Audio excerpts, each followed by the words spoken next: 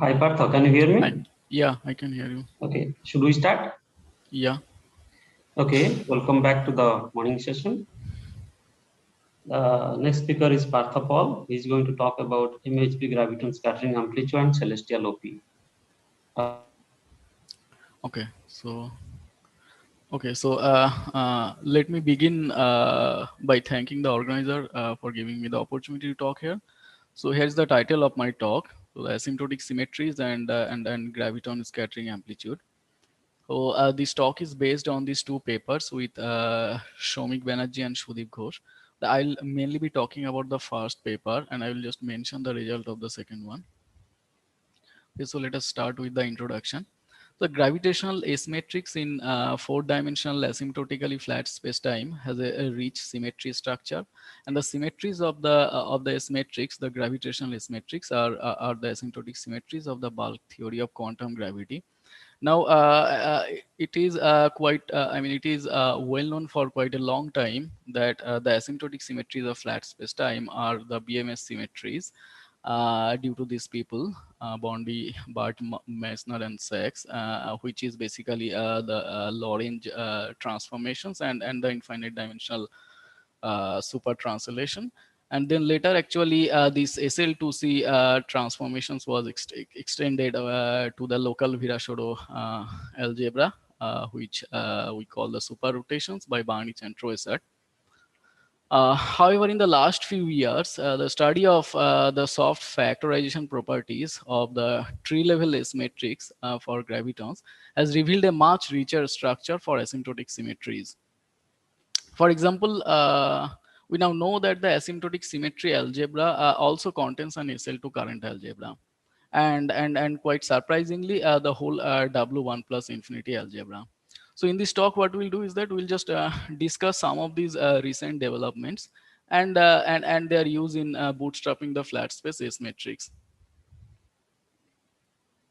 So here is the outline of the talk. First, I will review briefly about the celestial amplitude, and then I'll talk about the symmetry algebra from the positive helicity soft graviton theorems leading and the subleading, and then I'll talk about the celestial OP in the MHV sector, and then I'll conclude with some summary and some open question. So, okay, so throughout this talk, I'll only be talking about the massless particles. So suppose you consider a scattering amplitude where n number of massless particles are involved, then the asymmetrics element, so the scattering amplitude is defined in this way, where this is curly S stands for the asymmetrics, and the sigma 1 to sigma n, they are basically the helicities of the massless particles, and this omega z bar. So actually, this null momentum of the ith massless particle, this pi mu, they are that is actually parameterized in terms of this omega z bar. Now, the space of all possible null momentum directions is parameterized by two sphere, which is called the celestial sphere, and this z bar are the coordinates on that sphere. Okay, so now it is known that the Lorentz transformations which act on the four momentum p mu as the linear transformation, but it acts on the celestial sphere as the group of global conformal transformations, and this z bar transforms in this way. And so now actually keeping this fact in mind, what we'll do, we'll just make a change of basis, which is known as the Mellin transformation. So you take this creation of the annihilation operator, say, and make this integral transformation and define a new operator, say phi epsilon h bar, which is inserted at point z bar. And here actually this epsilon is plus minus 1 depending on whether this A is an annihilation or the creation operator. And this HH bar are defined by this equation. So H is delta plus sigma by 2 and H bar is delta minus sigma by 2. And under this Lorentz transfer, under the Lorentz transformation, this operator phi HH bar, it transforms like a primary operator on the celestial sphere of weight HH bar. So you can see its transformation property given by equation 6. So once you define a new basis, then what you can do is that you can just recast your asymmetrics elements in this new basis, and that amplitude is generally called the celestial amplitudes or the Mellin amplitudes. And this has a nice property that under the SL2C transformation, it transforms as, for example, the endpoint Mellin amplitude transforms like a endpoint conformal correlators. So you can just write them in terms of these phi operators. Okay. So now, first, what we'll do, we'll just study the soft theorems in this new basis, and we'll just see what do they imply for the symmetry algebra. Okay, so let us first start with the subleading soft graviton theorem. So this is the subleading soft graviton theorem for a positive helicity soft graviton. So here you can see this S1 plus ZZ bar. This is basically the subleading conformally soft graviton defined in this way. So you just take the positive helicity hard graviton primary operator, and then you take this particular limit. You get this conformally soft graviton, and and I think the rest of the things are like, for example, this h bar k we have already defined, like the delta k minus sigma k by 2. So okay, so now what we'll see from this subleading soft positive helicity subleading soft graviton theorem is that this implies an word identities for the SL2 currents. So in order to do this, what we'll do is that first we treat Z and Z bar as some independent complex variable, and then we expand this S1 plus ZZ bar in powers of Z bar. Now the right hand side is at most quadratic in Z bar, so we just expand this S1 plus ZZ bar. By these three currents J1, J0, and J minus 1. So now if you substitute this expression in this equation, so then you can get the word identities for these three currents J1, J0, J minus J, J minus 1 Z. So now you have these word identities. So rest of the things is just the usual, like the way we do in the 2D CFT. So you can define the modes of these three currents. So I'm denoting these modes by JAN. So A runs over these three values 1, 0, and minus 1, and N is any integer. So now one can also check that these modes satisfy this following algebra. This is called SL. This is actually the SL2C bar current algebra, because one can check that the zero modes of this algebra, JA0, they are basically nothing but the one can check that they are basically nothing but the L bar 0 for J0, and then L bar plus minus 1 for this J1 J minus 1. That's why I am calling them actually SL2C bar current algebra.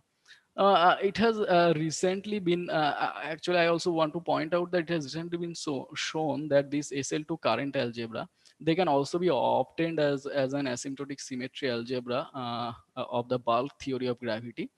And for more details, please see Nimani's talk. So okay, so we have seen that the subleading positive helicity subleading soft graviton theorem implies the SL2 current algebra. Now let us study the leading soft graviton theorem. So this is the leading soft graviton theorem, and it is written in the Mellin basis, that is, I mean, like on the celestial sphere. So here this S0 plus ZZ bar, so they are the leading soft graviton operator. So they are defined in this way. I mean, this is G plus delta is the hard graviton primary, and then you take this particular limit, you multiply by delta minus 1, and then you take this delta goes to 1 limit, then you will get this S0 plus. And now this pk, they have the following property, that if it acts on a primary operator, then it increases the scaling dimension by 1, meaning the delta by 1. Now increasing delta by 1 means that the hh bar increases by half. Okay, and this epsilon k is plus minus 1 for an outgoing or the incoming particle. Now so now actually we'll repeat the same thing what we have done for the subleading ones. So we'll just expand this S0 plus in terms of these two currents, because now the right hand side is linear in Z bar. Now we substitute this in this equation, and we get the word identities for these two currents P0 and P minus 1. Now one can define the modes. So this pm comma 0, the second entry here is for this 0 or -1, and the first one are the modes, so they are the integer numbers. So and one can check that these modes satisfy the this algebra, that is so the super translations form an abelian algebra.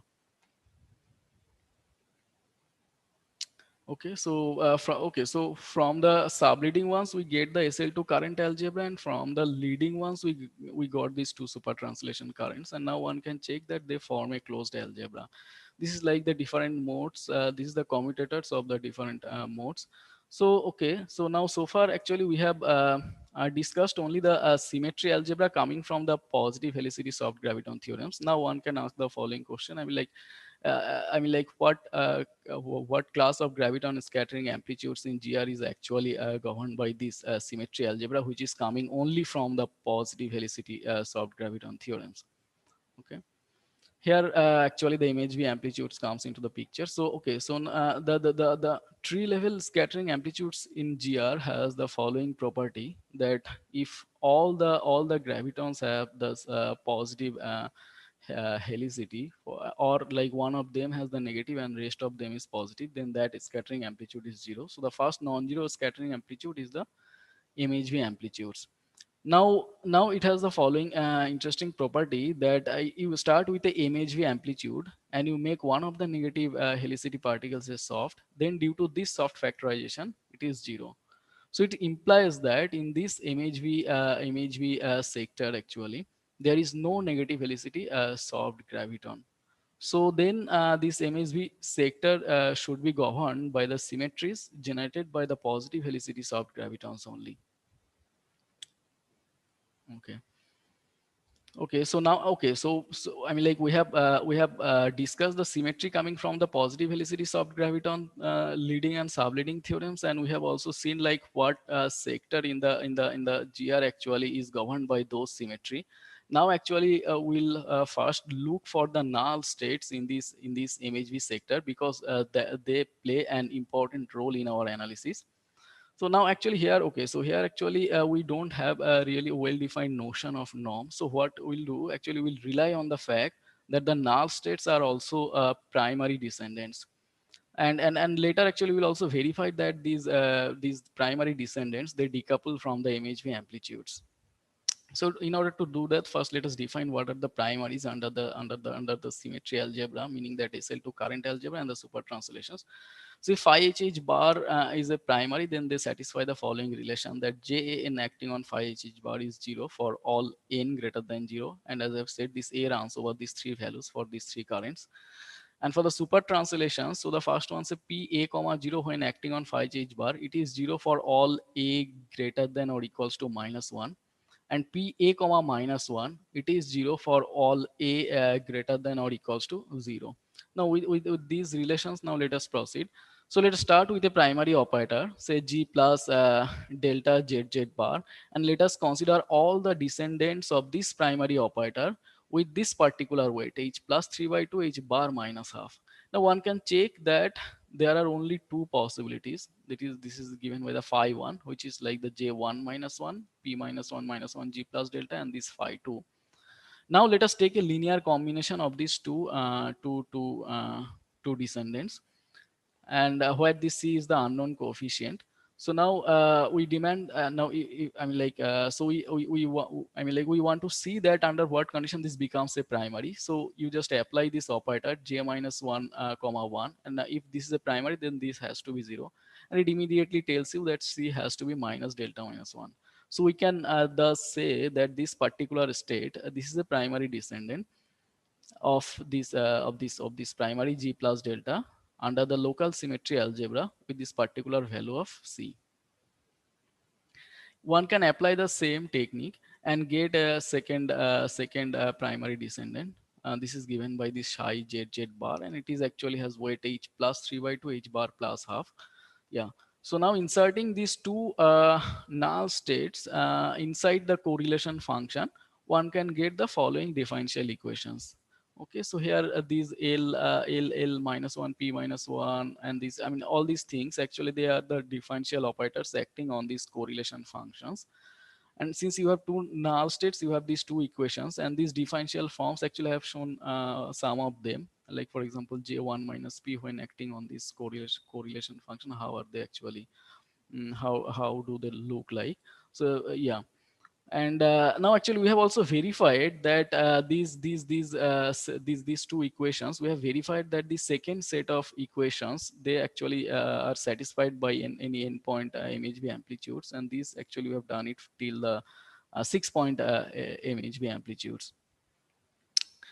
Okay, so now actually we'll move to the OP thing. So we have we now see that how the null states play an important role in analyzing these OP. So okay, so let us write down the OP between two primaries. So one or two graviton primaries, one is with positive helicity and another one actually the helicity is left like arbitrary. And let us write down the OP in this form. So now if you just then use those two differential equations, and you just get the two equations for this coefficient CPQ. Now these equations are actually of the form that ax plus by equal to 0 and cx plus dy equal to 0, and these two equations have non-trivial solutions only for these particular values of q and p. So if you just put this q of p in the OP, then you get this following structure for the leading order term. So what we can see that is that these differential equations are basically telling that what kind of primary operators can appear on the right hand side. And now on top of, you also have the global time translations. Now global time translations are generated by four operators. Four p is actually p minus 1 comma 0, p 0 0, and the two is the p 0 minus 1 and p minus 1 minus 1. So if you apply the p minus 1 minus 1 here, actually you can see that the role of the time translation is increasing the delta by 1. So if you apply that p minus 1 minus 1 here, then you will get a recursion relation again for this coefficient c minus 1 comma 1. And then with the help of the other two equations and this equation, you can actually solve this c minus 1 comma minus 1. It is given by the beta function that you can see. So this, thus the leading order OP is actually completely determined. Okay, now once you have this leading order OP, so what you can do is that you can actually now try to determine the subleading ones, because you know what is the symmetry algebra appearing. Okay, so so I'll just here actually only mention the order one term. So order one term is like yeah, so I mean, like, okay, so you just see that at the leading order you have this OP, where the c plus minus is actually the beta function. And this, okay, so actually I have written this g plus g delta plus delta 1 in this way. I mean, so here it should be delta 1 plus delta 2, but actually p minus 1 increases delta 3 by 1, so that's why you can write it in this way. And then actually if you now let us write down, now let us check what descendants can appear at order 1. So there are two descendants. Now actually you know that there is a null state relation between these two descendants. So actually you can just simply write down one of them because of those null state relation. So let us write down the subleading, the order 1 term in this way, and then you apply like the other operator, the operator j minus 1 comma 1 on both sides of this OP. So so if you do that, you can then you compare the terms at a particular at order order 1, z to the 0, z bar to the 0.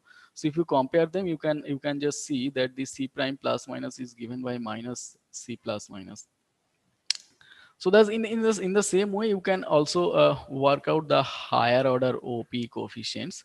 And here actually I have only kept the first few terms.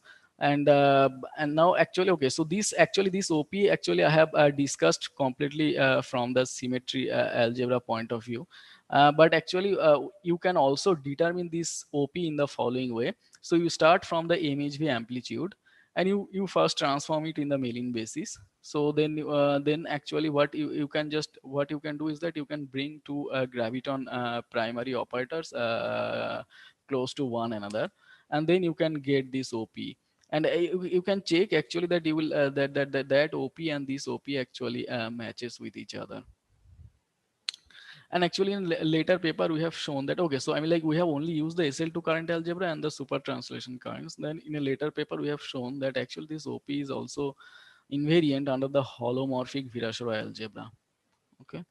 So, yeah, so now actually, like, let me summarize actually what I have discussed so far. So I have just discussed so far the symmetry algebras which are arising from the positive helicity leading and subleading soft graviton theorems. And we have also shown that these algebra contains null state relations, and they give rise to the differential equations satisfied by the MHV amplitudes. Now these differential equations also, I mean, like can be used to determine the leading OP coefficients. And then, okay, so now actually there are some several open problems. For example, one of them is like, so I have only discussed the positive helicity soft graviton theorems. And but if you go beyond the MHV amplitude, say for example, then there will be the negative helicity soft graviton theorems. So now the important question would be like to determine what should be the symmetry algebra when we have both the positive and the negative helicity soft gravitons, say for example. Okay, so yeah, I'm done actually. Thank you. Thanks, Partha, for finishing before time. Questions? So, yeah, so can the OP coefficients also be determined from the W1 plus infinity algebra of Strominger? Yeah, actually, I mean, like, but I mean, like W1 plus infinity is like a bigger one than this SL2. So of course you can, right? I mean, like that already contains this SL2 current algebra. I mean, W1 Okay. plus infinity is like including all the soft operators, like, so they also include the subleading ones. So yeah. Okay. are there any questions? We have plenty of time. We have 5 more minutes to ask questions. Okay. Okay, if there are no questions, thanks, Partha, again. Partha, can you answer? Yeah. Okay. Pranjal, are you there? Yeah, I'm here. Okay. So let me just share my screen.